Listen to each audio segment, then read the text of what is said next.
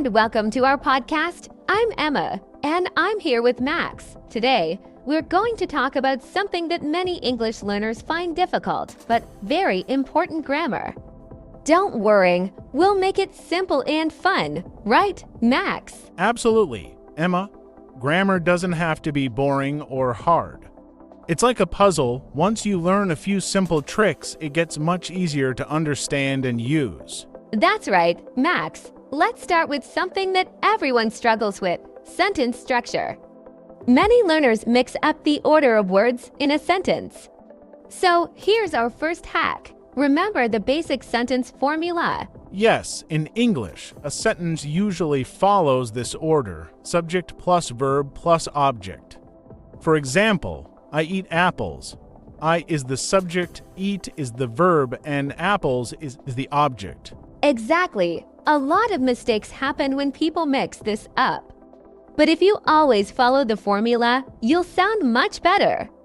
Let's try a quick exercise. Max, can you make a sentence using that formula? Sure. She loves books. That's subject plus verb plus object. Perfect. Let's practice with another example. How about this? They play football. See, it's simple when you break it down. And here's a tip to remember. Keep your sentences short when you're learning. Long sentences can be confusing. Start small and then build up. That's a great point. Now, let's talk about another important area: tenses.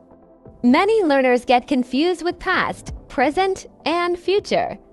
But here's our hack. Focus on the most common tenses first. Yes, start with the present simple tense.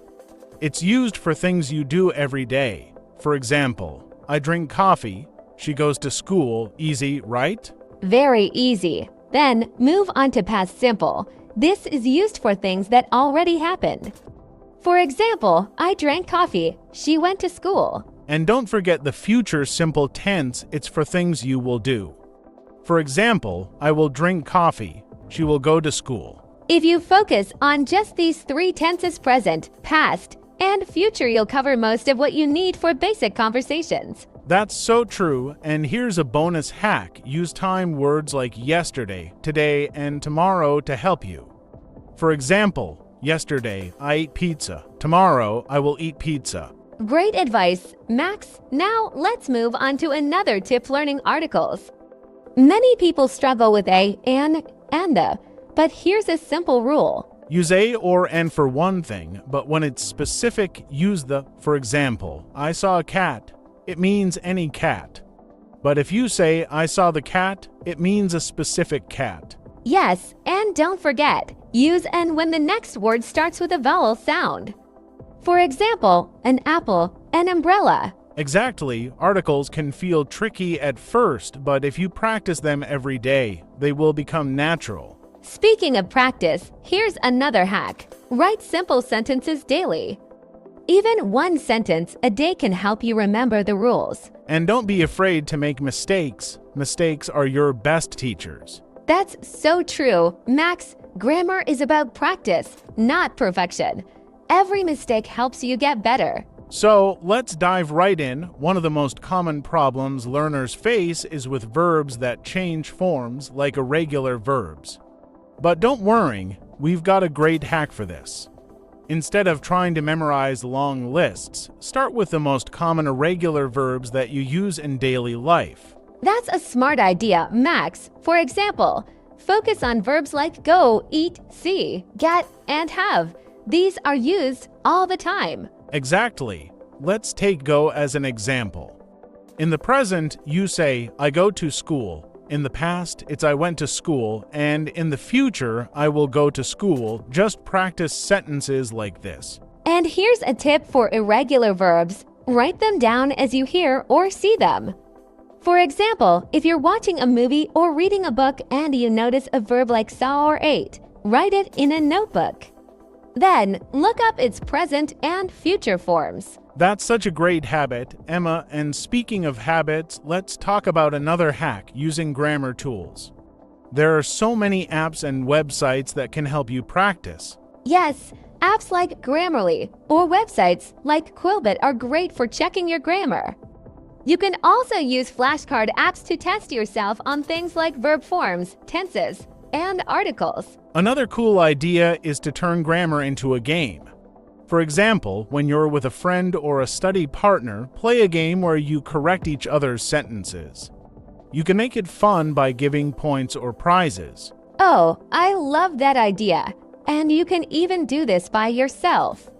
Try writing sentences with a specific grammar point, like past simple, and then check them using an app or an online tool. And don't forget about the power of listening. Listening to English speakers helps you hear grammar in action. Podcasts, audiobooks, and even songs are great for this. Yes, songs are a fantastic way to learn grammar. For example, listen to a song and write down the sentences you hear. Then, look at the grammar, ask yourself, what tense is this? Or why did they use that word? Speaking of songs, here's another hack: use repetition to make grammar stick. If you listen to something many times, you'll start to understand the patterns naturally. That's so true, Max. It's like how children learn their first language. They don't study grammar rules. They hear the same things over and over until it becomes natural. And for those who like reading, try books or stories written for English learners. These often use simple grammar so you can see how sentences are built. Exactly. For example, read a short story and then try rewriting parts of it in a different tense. If the story is in the past, write it in the present. This helps you understand how tenses work. That's a great activity. Let's also talk about prepositions. They're small words like in, on, and at, but they can be so confusing. Oh, prepositions can be tricky. But here's a simple trick. Learn them with examples, not rules. For example, instead of trying to memorize all the rules for in, remember phrases like in the morning, in a car, or in a box. And do the same for on. Think of on the table, on Monday, or on the phone. When you learn prepositions with phrases, it's much easier to remember. That's such a helpful method. And don't forget about at. Learn it with examples like at home, at 5 o'clock, or at the bus stop. Another hack is to practice with pictures. Look at a picture and describe it using prepositions. For example, the book is on the table. The cat is under the table. Oh, that's a fun way to learn. And it's also good for speaking practice. Describe what you see around you in English. Exactly. Speaking of speaking, let's touch on another simple hack. Practice speaking out loud, even if you're alone. Say sentences to yourself, like I am eating lunch or she went to the park. That's a great point. When you speak out loud, you train your brain to think in English. And the more you practice, the more confident you'll become. And don't be afraid to use simple sentences. Remember, grammar doesn't have to be perfect. The goal is to communicate clearly. Yes, Max, communication is the key. And here's one last tip for now. Ask questions. When you talk to someone, try using sentences like, "Where are you going?" Or "What did you do yesterday?" Questions are a great way to practice grammar naturally. Absolutely, and when you ask questions, listen carefully to how people answer. Their answers can teach you a lot about grammar. Let's keep going. So far, we've covered a lot of great tips about grammar. Now, let's focus on another big challenge: conjunctions. These are words like and, but, because, and so. They're small, but they can make your sentences much better. That's true. Emma, conjunctions are like glue for your sentences. They help you connect ideas. For example, instead of saying, I like apples, I like oranges, you can say, I like apples and oranges. Exactly. And you can use but to show contrast.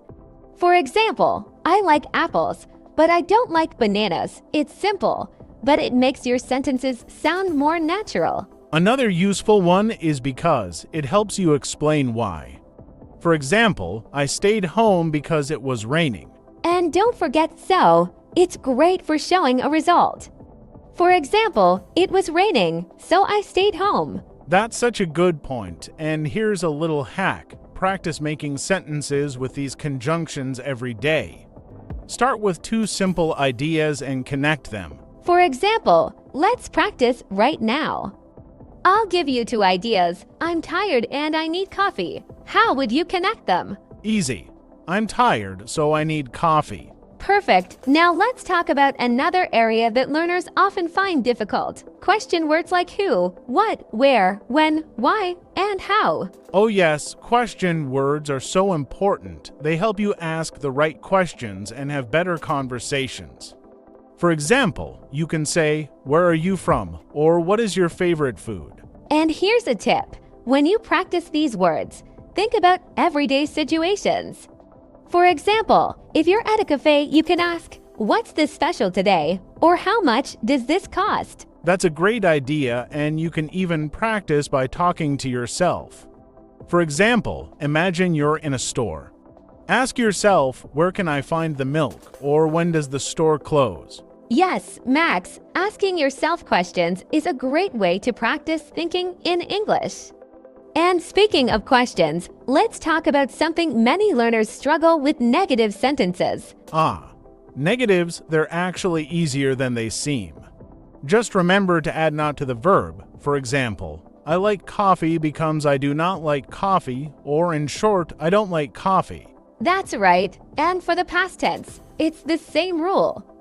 She went to the park because she did not go to the park. Notice how did takes the past tense, and the main verb goes back to its base form. That's such an important point, Emma. A lot of learners forget to change the verb back to the base form. For example, they might say, "She didn't went, but the correct way is she didn't go." Exactly, and let's not forget about negatives in the future. It's super easy. Just add not to will. For example, I will go because I will not go, or I won't go. And here's a quick tip. Listen to how native speakers use negatives in conversations. You'll notice that contractions like don't, didn't, and won't are very common. That's such a good observation. Listening is such a powerful way to improve your grammar without even realizing it. Absolutely. And now let's move on to one last important hack: word ordering questions. This can be tricky, but there's a simple formula to help you: question, word plus auxiliary verb plus subject plus main verb. For example, what are you doing? Or where did she go? Once you learn the pattern, it becomes much easier to ask questions. And don't forget yes, no questions.